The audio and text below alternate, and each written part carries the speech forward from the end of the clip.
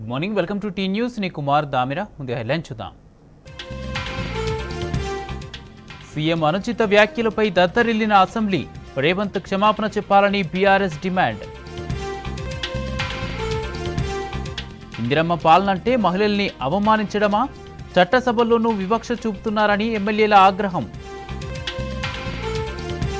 కీలకమైన తరుణంలో గాడి తప్పిన సభ నిర్వహణ. అసెంబ్లీలో పరిణామాలపై కాంగ్రెస్లో అంతర్మదనం. హెచ్ఎండిఏలో ఎల్ఆర్ఎస్ భారం 1000 కోట్లు.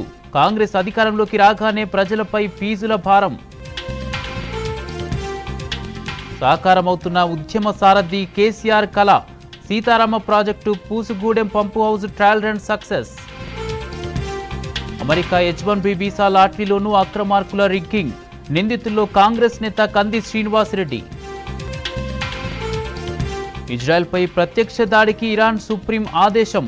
పశ్చిమాసియాలో మరింత తీవ్రమవుతున్న ఉద్రిక్తతలు. డీటెయిల్ చూస్తే బీఆర్ఎస్ ఎమ్మెల్యేల ఆందోళనతో అసెంబ్లీ అట్టుడికింది. సీఎం అనుచిత వ్యాఖ్యలపై బీఆర్ఎస్ సభ్యులు ఆందోళనకు దిగారు. రేవంత్ బట్టి క్షమాపణకు డిమాండ్ చేశారు. స్పీకర్ పొడియం వద్దకు వెళ్లి నినాదాలు చేయగా అవంతరాల మధ్య అసెంబ్లీ కొనసాగింది. మహిళా ఎమ్మెల్యేలు 4.5 గంటలు నిలబడినా మాట్లాడేందుకు అవకాశం దక్కలేదు. క్షమాపణ చెప్పాలంటూ సీఎం ఛాంబర్ ముందు బైఠాయించగా కేటీఆర్ సహా బీఆర్ఎస్ శాసనసభ్యులను పోలీసులు అరెస్టు చేసి తెలంగాణ భవన్కు తరలించారు.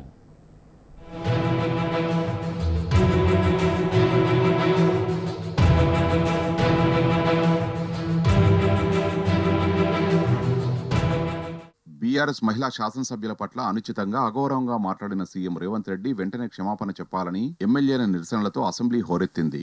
నినాదాలు నిరసనలతో మారుమోగింది. ఎమ్మెల్యే సబితపై సీఎం రేవంత్ రెడ్డి వ్యాఖ్యలకు నిరసనగా బీఆర్ఎస్ సభ్యులంతా నల్ల బ్యాడ్జీలు ధరించి సభకు హాజరయ్యారు.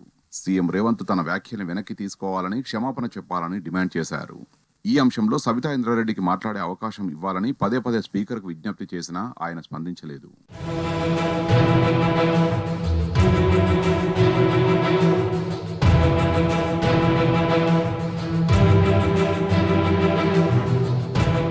తొలుత బీఆర్ఎస్ మహిళా ఎమ్మెల్యేలు సబితా ఇంద్రారెడ్డి, సునీత లక్ష్మారెడ్డి, కోవా లక్ష్మి తమ సీట్ల నుంచి లేచి పోడియం వద్దకు వెళ్లి నిరసన తెలిపారు.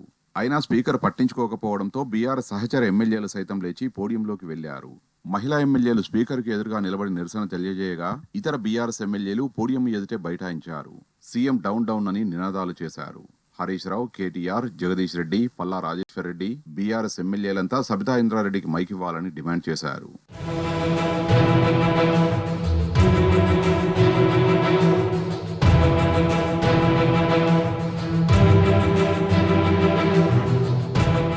ఇది కాంగ్రెస్ సభనా, కౌరవ సభనా అని బీఆర్ఎస్ నేతలు ప్రశ్నించారు. ఒక దశలో స్పీకర్కు హరీష్ రావు దండం పెట్టి మరీ మైక్ ఇవ్వాలని అభ్యర్థించారు. ఎస్సీ వర్గీకరణపై మాట్లాడితేనే మైక్ ఇస్తానని, సబితా అంశంపై మాట్లాడేందుకు మైక్ ఇచ్చేది లేదని స్పీకర్ స్పష్టం చేశారు. ఎస్సీ వర్గీకరణపై మంత్రి దామోదర్ రాజనరసింహ మాట్లాడిన తర్వాత బీఆర్ఎస్ కు మైక్ ఇస్తామని చెప్పారు. దీంతో బీఆర్ఎస్ ఎమ్మెల్యేలు వారి సీట్ల వద్దకు వెళ్లి కూర్చున్నారు. రాజనరసింహ స్పీచ్ పూర్తయ్యాక బీఆర్ఎస్ కు అవకాశం ఇవ్వకుండా కడియం శ్రీహరికి మైక్ ఇచ్చారు. దీంతో బీఆర్ఎస్ సభ్యులు మళ్లీ వెల్లోకి దూసుకెళ్లారు. తర్వాత హరీష్ రావుకు అవకాశం ఇచ్చిన స్పీకర్ అర్ధాంతరంగా మైక్ కట్ చేశారు. దీంతో మళ్లీ సభలో గందరగోళం నెలకొన్నది. ప్రభుత్వ తీరుకు నిరసనగా బీఆర్ఎస్ ఎమ్మెల్యేలు వాకౌట్ చేశారు. సబిత, సునీత, కోవా లక్ష్మి సభలోనే కూర్చొని తమ నిరసన తెలిపారు.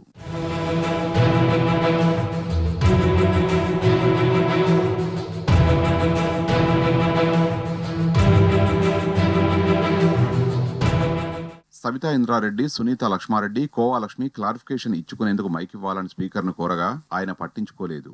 వరుసగా మంత్రులు మాట్లాడుతూనే ఉన్నారు. విపక్ష సభ్యులు మాట్లాడుతూనే ఉన్నారు. వారికి సీఎం రేవంత్ రెడ్డి సమాధానం ఇస్తూనే ఉన్నారు. అయినా ఒక్కరంటే ఒక్కరు కూడా వారిని కూర్చోవాలని చెప్పే ప్రయత్నం చేయలేదు. వారు సభలోనే లేనట్టుగానే ప్రవర్తించారు. నిరసన విషయం తెలంగాణ సమాజానికి తెలియనీయకుండా అసెంబ్లీ కెమెరా విభాగం జాగ్రత్త పడింది. అన్ని గంటల్లో వారి వైపు కెమెరా వెళ్లకుండా జాగ్రత్తలు తీసుకున్నది. ఒక తప్పదు ముమ్మాటికి ఈ ముఖ్యమంత్రి తెలంగాణ ఆడబిడ్డలకు క్షమాపణ చెప్పేదాకా వదిలిపెట్టాం.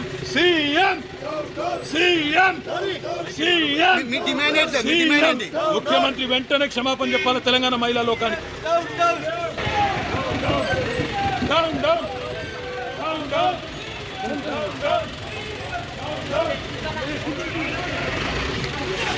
ముఖ్యమంత్రి గారు ఆయన మొండి వైఖరి, ఆయన మూర్ఖ వైఖరి, అహంకార వైఖరి మానుకోవాలి, మార్చుకోవాలి. లేకపోతే తెలంగాణ మహిళల ఉసురు తలిగి ఆయనకు జాక్పాట్లో వచ్చిన ఈ సీఎం పదవి పోతుంది.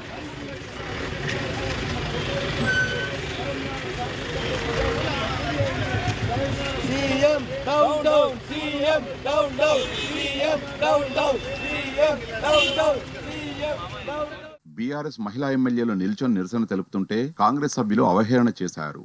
జూనియర్ ఎమ్మెల్యేలు సైతం వారి పట్ల రన్నింగ్ కామెంటరీ చేస్తూ ఆనందం పొందారు. కొందరు సభ్యులు వెనక సీట్లో కూర్చొని జోకులు వేసుకుంటూ నవ్వుతూనే ఉన్నారు. తొలి నుంచి రాజగోపాల్ రెడ్డి, వివేక్ నవ్వుతూనే ఉన్నారు. వీరికి మంత్రి పొన్నం ప్రభాకర్ తోడవడంతో సైగలు చేసుకుంటూ నవ్వుకున్నారు. నిల్చున్న మహిళా ఎమ్మెల్యేలు సీఎంకి ఎదురుగానే ఉన్నా కూర్చోవాలని చెప్పలేదు. పక్కనే ఉన్న మహిళా మంత్రులు సీతక్క, కొండా సురేఖ కూడా అటువైపు కన్నెత్తి చూడలేదు. ఇవాళ సబితా ఇంద్రారెడ్డి గారికి ఒక్క నిమిషం మైక్ అడిగినా ఇవ్వకుండా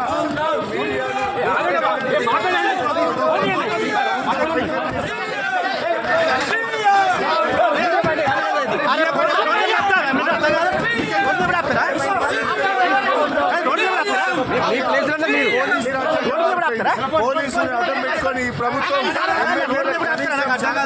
మైక్ ఇవ్వకుండా శాసనసభలో గొంతు నొక్కుతా ఉన్నారు. ఒక మహిళకు అన్యాయం జరిగితే దాని మీద మాట్లాడివ్వడం లేదు. ఎన్నిసార్లు స్పీకర్ గారిని కోరినా కూడా మైక్ ఇవ్వకుండా ఇలా ప్రజాస్వామ్యాన్ని గొంతు నొక్కుతా ఉన్నారు. తెలంగాణ శాసనసభలో ప్రజాస్వామ్యం కూడి అయింది. తెలంగాణ ఉద్యమంలో లేనప్పుడు కూడా ఆ రోజు కూడా ఇన్ని ఆంక్షలు లేవు. తెలంగాణ ఉద్యమంలో లేని ఆంక్షలు ఈ రోజు తెలంగాణ శాసనసభలో ఒక మహిళకు జరిగిన అన్యాయం గురించి మమ్మల్ని మాట్లాడనీయకుండా మా గొంతులు నొక్కుతున్నారు గవర్నమెంట్. అందుకొరకే మేము అన్ని బిల్లులకు సపోర్ట్ చేసినా కూడా మాకు మైక్ ఇవ్వట్లేదు.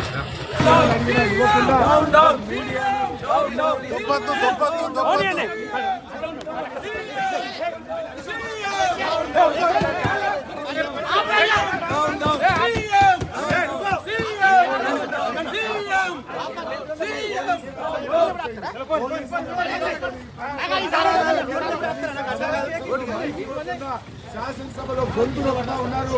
ఒక మహిళకు అన్యాయం జరిగితే మాట్లాడడం లేదు.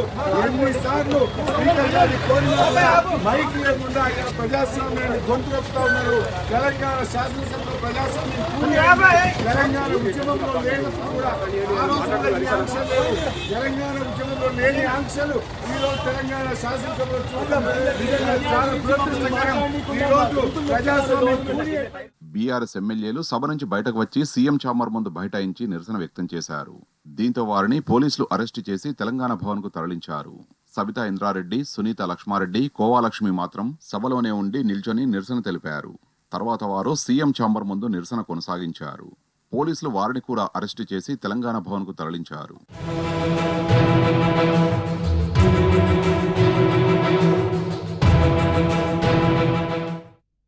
ఆడబిడ్డలను అవమానించడమే సీఎంకు నిత్యకృత్యంగా మారిందని ఎమ్మెల్యేలు సునీత లక్ష్మారెడ్డి, కోవా లక్ష్మి అన్నారు. ఎస్సీ వర్గీకరణపై మాట్లాడుకుందామనుకుంటే మైక్ ఇవ్వలేదన్నారు. రాష్ట్రంలో శాంతి భద్రతలు దిగజారాయన్నారు. మహిళా ఎమ్మెల్యేలకు ముఖ్యమంత్రి వెంటనే క్షమాపణలు చెప్పాలని వారు డిమాండ్ చేశారు. నిజంగా కూడా చాలా బాధాకరమైనటువంటి విషయం. ఎందుకంటే ఒక 4.5 గంటలు ముగ్గురు మహిళలం శాసనసభలో నిలబడి మా ఒక నిరసనను వ్యక్తం చేస్తూ మాకు మైక్ ఇవ్వండి అని చెప్పినా కూడా కనీసం మాట్లాడడానికి అవకాశం కల్పించకపోగా మేము నిల్చుంటే అక్కడ ఉన్నటువంటి శాసనసభ్యులు, మరీ ముఖ్యంగా జూనియర్ శాసనసభ్యులు మమ్మల్ని హేళన చేస్తూ మాట్లాడుతూ ఉంటే నిజంగా చాలా బాధ అనిపించింది. శాసనసభ చరిత్రలో ఇది మొట్టమొదటిసారి అనుకుంటా. మరి ముగ్గురు మహిళలము 4.5 గంటలు నిలబడి మా గొంతు, మా హక్కు ఏదైతే ఉందో మాకు మైక్ ఇవ్వండి, మేము మాట్లాడతామని చెప్పినా కూడా మైక్ ఇవ్వకపోవడం నిజంగా చాలా బాధాకరమైనటువంటి విషయం. మన రాష్ట్రంలో అత్యాచారాలు పెరిగిపోయినాయి. ఈ 8 నెలల కాలంలో లా అండ్ ఆర్డర్ పూర్తిగా అదుపు తప్పింది. ఈ 4 రోజుల్లోనే మనకు 48 గంటల్లోనే 5 ఇన్సిడెంట్స్ మన దృష్టికి రావడం జరిగింది. కానీ ఇంకా రానటువంటి ఇంకా ఎన్ని ఉన్నాయో ఒక్కసారి ఆలోచన చేయాల్సినటువంటి అవసరం ఉంది. ఏది ఏమైనా ఇటువంటి పునరావృతం కాకుండా ఇమీడియట్గా చర్యలు తీసుకోవాల్సినటువంటి అవసరం ఉంది. రివ్యూ చేయాల్సినటువంటి అవసరం ఉంది. మరి బాధితులకు హెల్త్ పరంగా కానీ ట్రీట్మెంట్ పరంగా కానీ వారికి అండగా నిలబడాల్సినటువంటి అవసరం ఉంది. అదేవిధంగా దోషులను కఠినంగా శిక్షించాల్సినటువంటి బాధ్యత కూడా ప్రభుత్వం పైన ఉంది అని చెప్పేసి కూడా నేను తెలియజేస్తా ఉన్నా. ప్రాశ్చాత్తాపడి ఏదో నిజంగా తప్పు మాట్లాడినామనో ఉప ముఖ్యమంత్రి గారు కూడా మీ ఏ ముఖం పెట్టుకొని మాట్లాడుతున్నారు? మహిళలు అనేటువంటి మాటలేనా ఇవి అని చెప్పేసి నేను ఒక్కసారి అడుగుతా ఉన్నా. మహిళల ముఖం నేను కానీ సబితక్క కానీ అందరు రాజకీయ పరిస్థితులు వేరేనా? మా ఇద్దరు రాజకీయ పరిస్థితులు వేరే. మా కుటుంబాలు మరి వారంతా కూడా ప్రజాసేవలో వాళ్ళ ప్రాణాలు పోతే మేము అనుకోని పరిస్థితుల్లో రాజకీయాలకు వచ్చినటువంటి మా ఇద్దరిని పెట్టుకొని ఈ విధంగా మాట్లాడడం సబబా అని చెప్పేసి నేను అడుగుతా ఉన్నా. అయినా వారి విజ్ఞతకు వదిలేస్తా ఉన్నా. సభలో ఈరోజు ఉన్నాను. నిజంగా చాలా బాధాకరమైన విషయం అండి. ఈరోజు వర్గీకరణలో మరి ఎన్నో సంవత్సరాల నుంచి 50 సంవత్సరాల నుంచి మరి ఈరోజు సుప్రీంకోర్టు మరి తీర్పు ఇవ్వడంలో మరి మేము కూడా మాట్లాడతాం. మా కాన్స్టిట్యున్సీలో మా జిల్లాలో మరి ఎస్సీ సోదరులు ఎక్కువ ఉన్నారు. మా ఎస్సీ మహిళలు మేము వాళ్ళతో పాటు మేము ఎప్పుడు కూడా కలిసి ఉండేవాళ్ళం. మేము ధర్నాలు కానీ రాస్తారోకలు కానీ వర్గీకరణ కావాలని మేము కొట్లాడిన వాళ్ళము. మేము 2 నిమిషాలు మాట్లాడతామంటే కూడా మరి మాకు ఈరోజు అవకాశం కల్పించలేదు. మరి ఎన్నోసార్లు మేము నిలబడే ఉన్నాం. ఈరోజు దాదాపు 4:30 గంటలు మేము అందరూ కూర్చొని ఉన్నారు. కానీ మేము ముగ్గురు కూడా మేము నిలబడే ఉన్నాం.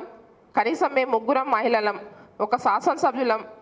మేము మా అక్కడ ఏదైతే స్పీకర్ గారు కూడా కనీసం ఇవాళ మాకై చూడడం కూడా లేదు. అంటే ఈరోజు మేము ముగ్గురం మహిళలము, ఎమ్మెల్యేలు, శాసనసభ్యులం, ఎమ్మెల్యేలం. మేము లోపడ్డ సభలో మేము 4:30 గంటలు మేము నిలబడి ఉన్నాము. మరి మాకు ఒక్క 2 నిమిషాలు మాకు మైక్ ఇవ్వండి అని మేము అడిగినా కూడా ఈరోజు మరి మైక్ ఇవ్వకుండా మరి మా శాసనసభలో ఇంతకుముందు మా కేటీఆర్ సార్ కానీ హరీష్ రావు సార్ కానీ మరి ఏదైతే వర్గీకరణలో మరి వారు సుప్రీంకోర్టు ఇచ్చిన వంటి ఆర్డర్ ప్రకారంగా వాళ్ళు మాట్లాడి వాళ్ళు బయటికి వెళ్ళిపోయారు. డీకే అరుణ కానీ అంటే మేము కూడా చూస్తున్నాం ముందు నుంచి కూడా. మరి వారు కాంగ్రెస్ పార్టీలో వారు ఉన్నారు ముందు నుంచి. రేవంత్ రెడ్డి గారు ఎప్పుడు వచ్చారు? తెలుగుదేశం పార్టీలో ఉండి మరి కాంగ్రెస్కి వచ్చారు. మరి పదే ఏం మాట్లాడతారు?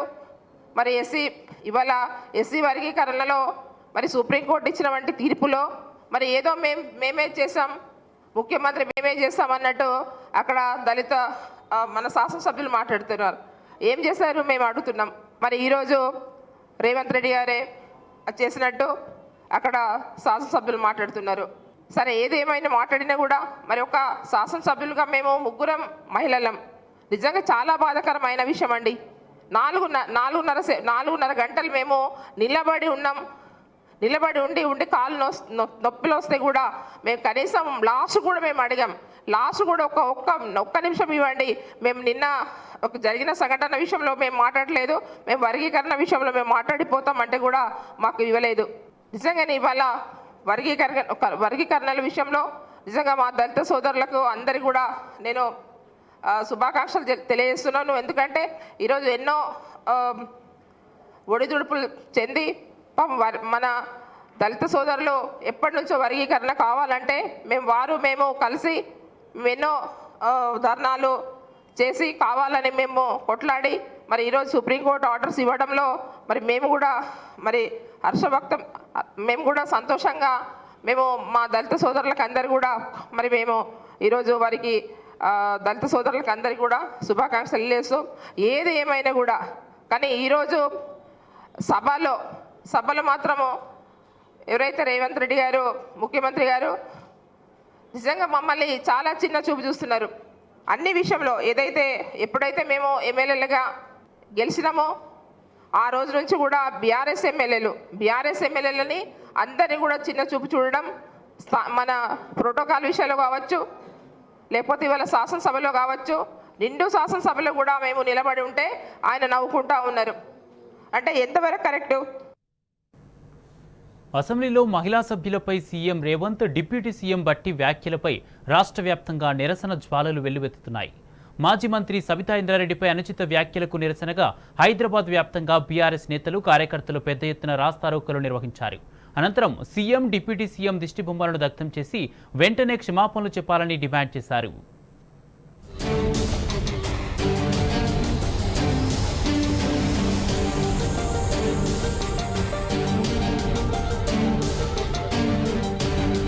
అసెంబ్లీలో మహిళలపై సీఎం రేవంత్ రెడ్డి చేసిన వ్యాఖ్యలపై బీఆర్ఎస్పీ మండిపడుతోంది.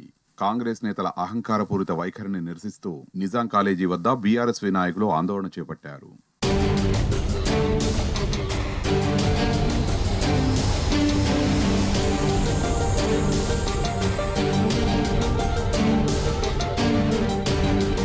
అంబర్పేట్లోనూ బీఆర్ఎస్ నాయకులు నిరసనలు నిర్వహించారు. శ్రీరమణ థియేటర్ చౌరస్తా వద్ద సీఎం రేవంత్ రెడ్డి దిష్టిబొమ్మను దహనం చేశారు.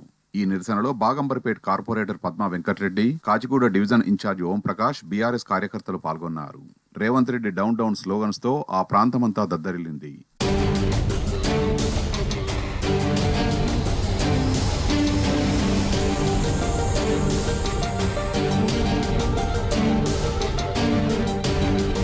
అసెంబ్లీలో బీఆర్ఎస్ మహిళా ఎమ్మెల్యేలపై సీఎం, డిప్యూటీ సీఎం అహంకారపూరిత వ్యాఖ్యలపై ముషీరాబాద్ ఆర్టీసీ క్రాస్ రోడ్లో బీఆర్ఎస్ నేతలు భారీ ధర్నా చేపట్టారు. సీఎం దిష్టిబొమ్మను దగ్ధం చేసి నిరసన తెలిపారు.